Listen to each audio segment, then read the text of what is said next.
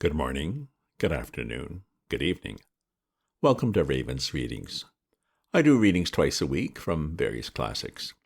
If you subscribe to my free Substack newsletter at ravensview.substack.com, you get notified of the next episode and can leave your comments or suggestions on my site. And perhaps also browse my flash fiction writings or musings on the world. I will be reading to you from Treasure Island, written by the Scottish novelist Robert Louis Stevenson. It was published in 1883 and set in the previous century. It's told from the point of view of young Jim Hawkins. Last episode, Jim managed to paddle out to the Hispaniola, cut the anchor rope, and get aboard. Is he alone, or there's still buccaneers aboard? Chapter 25. I Strike the Jolly Roger. I had scarcely gained a position on the bowsprit when the flying jib flapped and filled upon the other tack with a report like a gun.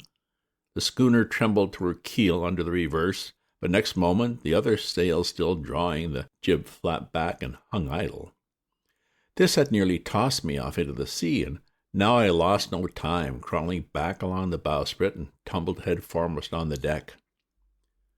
I was on the lee side of the forecastle, and the mainsail, which was still drawing, concealed from me a certain portion of the afterdeck.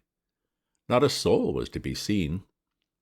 The planks, which had not been swabbed since the mutiny, bore the print of many feet, and an empty bottle, broken by the neck, tumbled to and fro like a live thing in the scuppers. Suddenly the Hispaniola came right into the wind. The jibs behind me all cracked aloud, the rudder slammed to, the whole ship gave a sickening heave and shudder, and at the same moment the main boom swung inboard, the sheet groaning in the blocks, and showed me the lee afterdeck. There were the two watchmen, sure enough. Redcap on his back, as stiff as a handspike, with his arms stretched out like those of a crucifix, and his teeth showing through his open lips. Israel Hands propped against the bulwarks, his chin on his chest, his hands lying open before him on the deck, his face as white under its tan as a tallow candle. For a while the ship kept bucking and sidling like a vicious horse, the sails filling, now on one tack, now on another, and the boom swinging to and fro till the mast groaned aloud under the strain. Now and again, too, there would come a cloud of light sprays over the bulwark, and a heavy blow of the ship's bows against the swell. So much heavier weather was made of it by this great rigged ship than by my homemade lopsided coracle, now gone to the bottom of the sea. At every jump of the schooner, Redcap slipped to and fro, but what was ghastly to behold, neither his attitude nor his fixed teeth-disclosing grin was anyway disturbed by this rough usage. At every jump, too, Hands appeared still more to sink into himself and settle down upon the deck, his feet sliding ever the farther out, and the whole body canting towards the stern, so that his face became, little by little, hid from me, and at last I could see nothing beyond his ear and the frayed ringlet of one whisker. At the same time I observed, around both of them, splashes of dark blood upon the planks, and began to feel sure that they had killed each other in their drunken wrath. While I was thus looking and wondering in a calm moment, when the ship was still, Israel Hands turned partly round, and with a low moan writhed himself back to the position in which I had seen him first. The moan, which told of pain and deadly weakness, and the way in which his jaw hung open, went right to my heart. But when I remembered the talk I had overheard from the apple barrel, all pity left me. I walked aft till I reached the mainmast. "Come aboard, Mr. Hands," I said ironically. He rolled his eyes round heavily, but he was too far gone to express surprise. All he could do was to utter one word: "Brandy."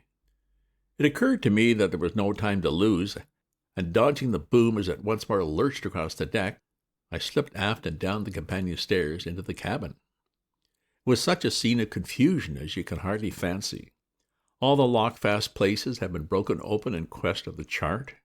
The floor was thick with mud where the ruffians had sat down to drink or consult after waiting in the marshes round their camp. The bulkheads, all painted in clear white and beaded round with gilt, bore a pattern of dirty hands. Dozens of empty bottles clinked together in corners of the rolling of the ship. One of the doctor's medical books lay open on the table, half of the leaves gutted out, I suppose, for pipe lights. In the midst of all this, the lamp still cast a smoky glow, obscure and brown as umber. I went into the cellar. All the barrels were gone, and of the bottles a most surprising number had been drunk out and thrown away. Certainly, since the mutiny began, not a man of them could ever have been sober. Foraging about, I found a bottle with some brandy left for Hans, and for myself I routed out some biscuit, some pickled fruits, a great bunch of raisins, and a piece of cheese. With these I came on deck, put down my own stock behind the rudder head, and well out of the coxswain's reach, went forward to the water breaker and had a good deep drink of water, and then, and not till then, gave Hans the brandy. He must have drunk a gill before he took the bottle from his mouth. "Aye," said he, "by thunder, but I wanted some of that." I had sat down already in my own corner and begun to eat. "Much hurt?" I asked him. He grunted, or rather, I might say he barked. "If that doctor was aboard," he said, "I'd be right enough in a couple of turns, but I don't have no manner of luck, you see, and that's what the matter with me. As for that swab, he's good and dead, he is," he added, indicating the man with the red cap. "He weren't no seaman anyhow. And where might you have come from?" "Well," said I, "I've come aboard to take possession of this ship, Mr. Hans, and you'll please regard me as your captain until further notice." He looked at me sourly enough, but said nothing.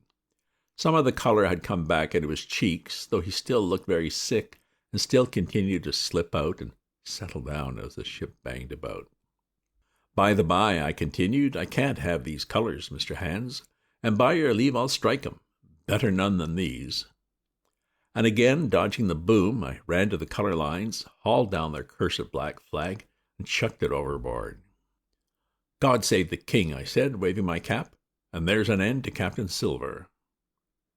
He watched me keenly and slyly, his chin all the while on his breast. "I reckon," he said at last, "I reckon, Captain Hawkins, you kind of want to get ashore. Suppose we talks." "Why, yes," I said, "with all my heart, Mr. Hans. Say on." And I went back to my meal with a good appetite. "This man," he began, nodding feebly at the corpse, "O'Brien were his name, a rank Irelander. This man and me got the canvas on her, meaning for to sail her back. Well, he's dead now, he is, as dead as bilge, and who's to sail this ship, I don't see. Without I gives you a hint, you ain't that man as far as I can tell. Now look here, you gives me food and drink and an old scarf or ankercher to tie my wound up, you do, and I'll tell you how to sail her, and that's about square all around, I take it. I'll tell you one thing," says I, "I'm not going back to Captain Kidd's anchorage. I mean to get into the North Inlet and beach her quietly there." "Oh, to be sure you did," he cried. "Why, I ain't such an infernal lubber after all. I can see, can't I? I've tried my fling, I have, and I've lost, and it's you has the wind of me. North Inlet? Well, I haven't much choice, not I. I'd help you sail her up to Execution Dock, by thunder, so I would." Well, as it seemed to me, there was some sense in this. We struck our bargain on the spot. In 3 minutes I had the Hispaniola sailing easily before the wind along the coast of Treasure Island, with good hopes of turning the northern point ere noon, and beating down again as far as North Inlet before high water, when we might beach her safely and wait till the subsiding tide permitted us to land. Then I lashed the tiller and went below to my own chest, where I got a soft silk handkerchief of my mother's. With this, and with my aid, Hans bound up the great bleeding stab he had received in the thigh, and after he had eaten a little and had a swallow or two more of the brandy, he began to pick up visibly, sat straighter up, spoke louder and clearer, and looked in every way another man. The breeze served us admirably. We skimmed before it like a bird, the coast of the island flashing by and the view changing every minute. Soon we were past the highlands and bowling beside low, sandy country, sparsely dotted with dwarf pines, and soon we were beyond that again and had turned the corner of the rocky hill that ends the island on the north. I was greatly elated with my new command and pleased with the bright sunshiny weather and these different prospects of the coast. I had now plenty of water and good things to eat, and my conscience, which had smitten me hard for my desertion, was quieted by the great conquest I had made. I should, I think, have had nothing left me to desire but for the eyes of the coxswain as they followed me derisively about the deck, and the odd smile that appeared continually on his face. It was a smile that had in it something of both pain and weariness, a haggard old man's smile, but there was, besides that, a grain of derision, a shadow of treachery in his expression as he craftily watched and watched and watched me at my work. End of chapter. Chapter 26. Israel Hands. The wind, serving us to our desire, now hauled into the west. We could run so much the easier from the northeast corner of the island to the mouth of the north inlet. Only, as we had no power to anchor and dared not beach her till the tide had flowed a good deal farther, time hung on our hands. The coxswain told me how to lay the ship to. After a good many trials, I succeeded, and we both sat in silence over another meal. "Captain," he said at length with that same uncomfortable smile, "here's my old shipmate, O'Brien. Suppose you was to heave him overboard. I ain't particular as a rule, and I don't take no blame for settling his hash, but I don't reckon him ornamental now, do you?" "I'm not strong enough, and I don't like the job, and there he lies for me," said I. "This here's an unlucky ship, this Hispaniola, Jim," he went on blinking. "There's a power of men have been killed in this Hispaniola, a sight of poor seamen dead and gone since you and me took ship to Bristol. I never seen such dirty luck, not I. There was this here O'Brien now. He's dead, ain't he? Well, now, I'm no scholar, and you're a lad as can read and figure and put it straight. Do you take it as a dead man is dead for good, or do he come alive again?" "You can kill the body, Mr. Hands, but not the spirit. You must know that already," I replied. "O'Brien there is in another world, and may be watching us." "Ah," says he, "well, that's unfortunate. Appears as if killing parties was a waste of time. Howsomever, spirits don't reckon for much by what I've seen. I'll chance it with the spirits, Jim. And now, you spoke up free, and I'll take it kind if you'd step down into that there cabin and get me shiver my timbers, I can't hit the name on it. Could you get me a bottle of wine, Jim? This here brandy's too strong for my head." Now, the coxswain's hesitation seemed to be unnatural, and as for his notion of preferring wine to brandy, I entirely disbelieved it. The whole story was a pretext. He wanted me to leave the deck. So much was plain, but with what purpose I could in no way imagine. His eyes never met mine. They kept wandering to and fro and up and down, now with a look at the sky, now with a flitting glance upon the dead O'Brien. All the time he kept smiling and putting his tongue out in the most guilty, embarrassed manner, so that a child could have told that he was bent on some deception. I was prompt with my answer, however, for I saw where my advantage lay, and that with a fellow so densely stupid, I could easily conceal my suspicions to the end. "Oh, some wine," I said. "Oh, far better. Will you have white or red?" "Well, I reckon it's about the blessed same to me, shipmate," he replied. "So it's strong, and plenty of it. What's the odds?" "All right," I answered. "I'll bring you port, Mr. Hands, but I'll have to dig for it." With that, I scuttled down the companion with all the noise I could, slipped off my shoes, ran quietly along the sparred gallery, mounted the forecastle ladder, and popped my head out of the fore companion. I knew he would not expect to see me there, yet I took every precaution possible, and certainly the worst of my suspicions proved too true. He had risen from his position to his hands and knees, and though his leg obviously hurt him pretty sharply when he moved, for I could hear him stifle a groan, yet it was at a good rattling rate that he trailed himself across the deck. In half a minute he had reached the port scuppers and picked, out of a coil of rope, a long knife, or rather a short dirk, discolored to the hilt with blood. He looked upon it for a moment, thrusting forth his under jaw, tried the point upon his hand, and then, hastily concealing it in the bosom of his jacket, trundled back again into his old place against the bulwark. This was all that I required to know. Israel could move about, he was now armed, and if he had been at so much trouble to get rid of me, it was plain that I was meant to be the victim. What he would do afterwards, whether he would try to crawl right across the island from North Inlet to the camp among the swamps, or whether he would fire Long Tom, trusting that his own comrades might come first to help him, was, of course, more than I could say. Yet I felt sure that I could trust him in one point, since in that our interests jumped together, and that was in the disposition of the schooner. We both desired to have her stranded safe enough in a sheltered place, and so that, when the time came, she could be got off again with as little labor and danger as might be. And until that was done, I considered that my life would certainly be spared. While I was thus turning the business over in my mind, I had not been idle with my body. I had stolen back to the cabin, slipped once more into my shoes, and laid my hand at random on a bottle of wine, and now, with this for an excuse, I made my reappearance on the deck. Hans lay as I had left him, all fallen together in a bundle, and with his eyelids lowered as though he were too weak to bear the light. He looked up, however, at my coming, knocked the neck off the bottle like a man who had done the same thing often, and took a great swig with his favorite toast of "Here's luck." Then he lay quiet for a little, and then, pulling out a stick of tobacco, begged me to cut him a quid. "Cut me a junk of that," says he, "for I haven't no knife and hardly strength enough, so be as I had. Ah, Jim, I reckon I've missed stays. Cut me a quid, as'll likely be the last, lad, for I'm for my long home, and no mistake." "Well," said I, "I'll cut you some tobacco, but if I was you and thought myself so badly, I would go to my prayers like a Christian man." "Why?" said he. "Now you tell me, why?" "Why?" I cried.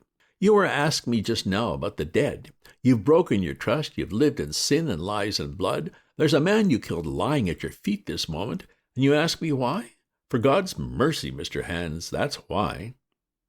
I spoke with a little heat, thinking of the bloody dirk he had hidden in his pocket, and designed, in his ill thoughts, to end me with. He, for his part, took a great draught of the wine, and spoke with a most unusual solemnity. "For 30 years, he said, I've sailed the seas, and seen good and bad, better and worse, fair weather and foul, provisions running out, knives going, and what not. Well, now I tell you, I never seen good come of goodness yet. Him as strikes first is my fancy. Dead men don't bite. Them's my views. Amen, so be it. And now you look here," he added, suddenly changing his tone. "We've had enough of this foolery. The tide's made good enough by now. You just take my orders, Captain Hawkins, and we'll sail slap in and be done with it." All told, we had scarce 2 miles to run, but the navigation was delicate. The entrance to this northern anchorage was not only narrow and shoal, but lay east and west, so that the schooner must be nicely handled to be got in. I think I was a good prompt subaltern, and I'm very sure that Hans was an excellent pilot, for we went about and dodged in, shaving the banks with a certainty and a neatness that were a pleasure to behold. Scarcely had we passed the heads before the land closed around us. The shores of North Inlet were as thickly wooded as those of the southern anchorage, but the space was longer and narrower and more like what in truth it was, the estuary of a river. Right before us, at the southern end, we saw the wreck of a ship in the last stages of dilapidation. It had been a great vessel of 3 masts, but had lain so long exposed to the injuries of the weather that it hung about with great webs of dripping seaweed, and on the deck of its shore bushes had taken root and now flourished thick with flowers. It was a sad sight, but it showed us that the anchorage was calm.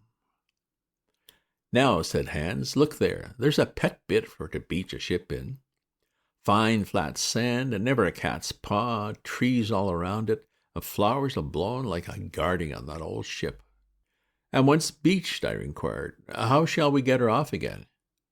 "Why, so," he replied. "You take a line ashore there on the other side at low water, take a turn about one of them big pines, bring it back, take a turn round the capstan, and lie to for the tide.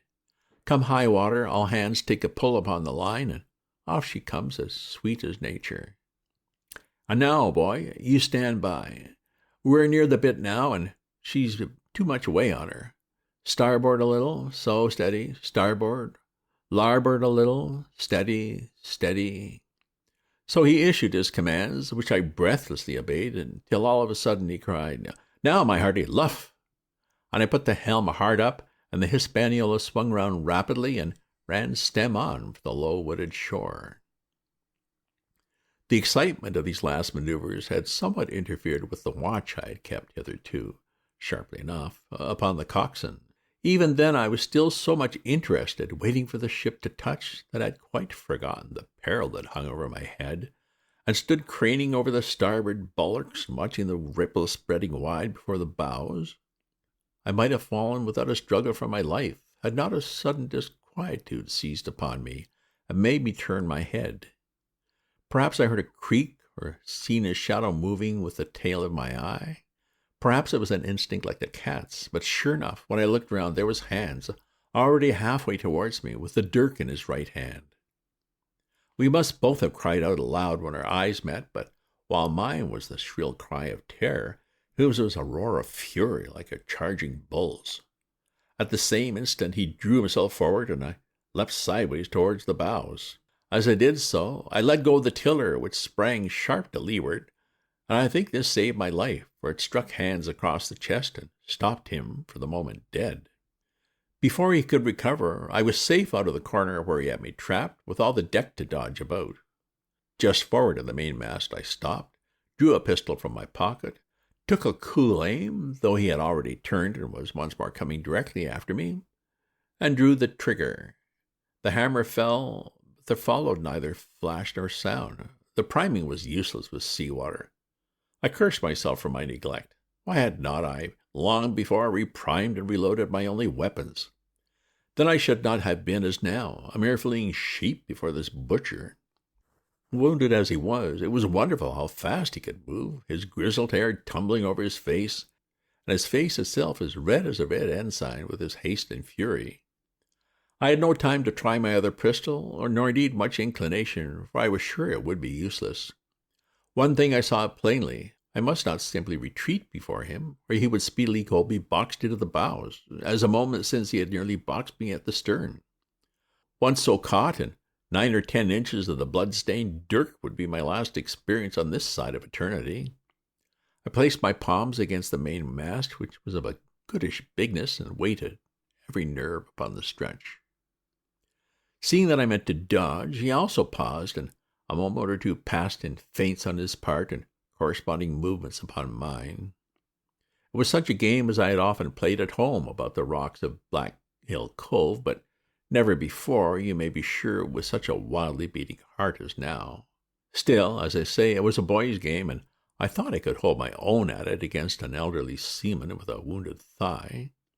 Indeed, my courage had begun to rise so high that I allowed myself a few darting thoughts on what would be the end of the affair.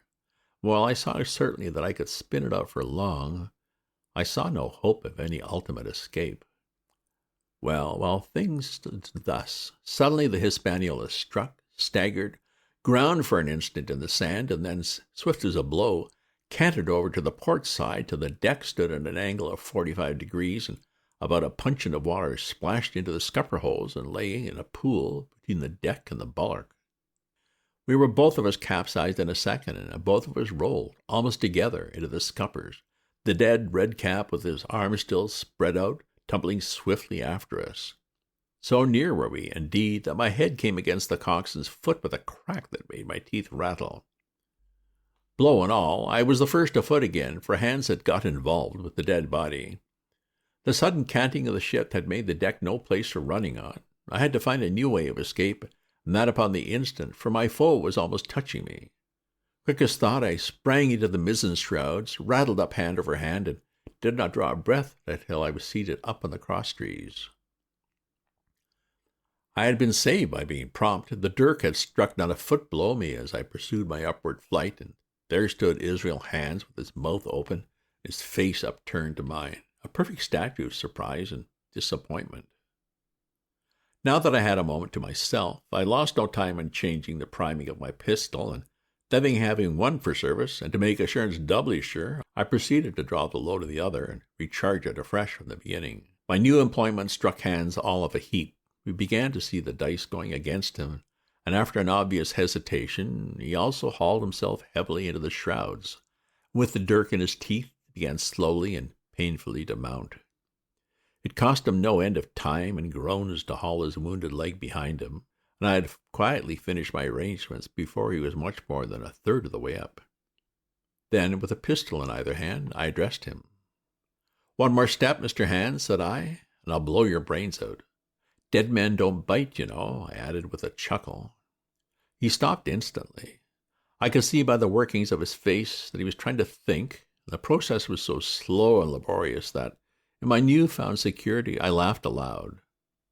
At last, with a swallow or two, he spoke, his face still wearing the same expression of extreme perplexity. In order to speak, he had to take the dagger from his mouth, but in all else he remained unmoved. "Jim," says he, "I reckon we're fouled, you and me, and we'll have to sign articles. I'd have had you but for that there lurch, but I don't have no luck, not I, and I reckon I'll have to strike, which comes hard, you see, for a master mariner to a ship's younker like you, Jim." I was drinking at his words and smiling away, as conceited as a cock upon the wall, when all in a breath, back went his right hand over his shoulder.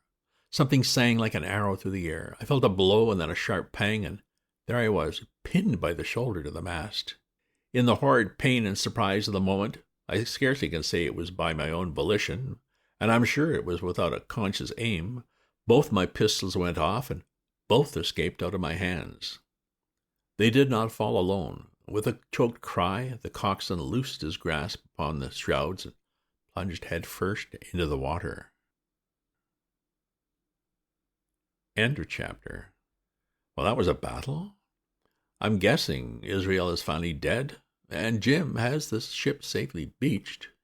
Just a reminder, if you subscribe to my free newsletter at ravensu.substack.com, you get notified of my updates as soon as they're ready. If you enjoyed this reading or have other classics you'd like to hear, leave me a comment. Check out my other posts on my Substack. And remember to share this with your friends. Ta-ta for now.